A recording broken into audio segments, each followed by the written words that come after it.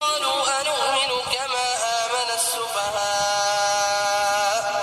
ألا إنهم هم السفهاء ولكن لا يعلمون وإذا لقوا الذين آمنوا قالوا آمنا وإذا خلوا إلى شياطينهم قالوا إنا معكم إنما نحن مستهزئون الله يستهزئ بهم ويمدهم في طغيانهم يعمهون أولئك الذين اشتروا الضلالة بالهدى فما ربحت تجارتهم وما كانوا مهتدين مثلهم كمثل الذي استوقد نارا فلما أضاءت ما حوله ذهب الله بنورهم وتركهم في ظلمات لا يبصرون صم بكم عمي فهم لا يرجعون أو كصيب من السماء فيه ظلمات ورعد وبرق يجعلون أصابعهم في آذانهم من الصواعق حذر الموت والله محيط بالكافرين يكاد البرق يخطف أبصارهم كلما أضاء لهم مشوا فيه وإذا أظلم عليهم قاموا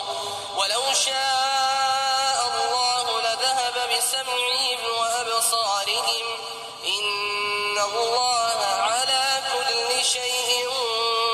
قدير يا أيها الناس اعبدوا ربكم الذي خلقكم والذين من قبلكم لعلكم تتقون الذي جعل لكم الأرض فراشا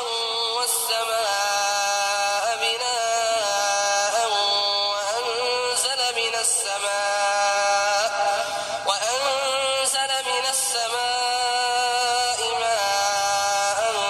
فأخرج به من الثمرات رزقا لكم فلا تجعلوا لله أندادا وأنتم تعلمون وإن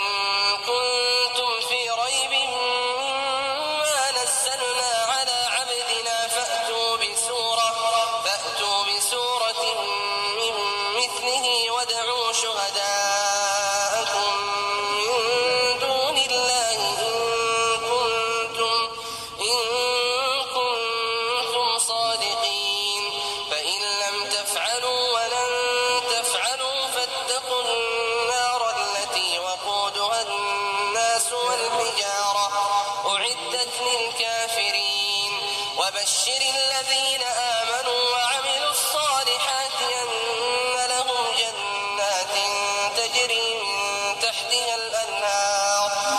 كلما رزقوا منها من ثمرة رزقا قالوا هذا الذي رزقنا من قبل وأتوا به متشابها ولهم فيها أزواج مطهرة وهم فيها خالدون إن الله لا يستحيي أن يضرب مثلا ما بعوضة فما فوقها فأما الذين آمنوا فيعلمون أنه الحق من ربهم وأما الذين كفروا فيقولون ماذا أراد الله بهذا مثلا يضل به كثيرا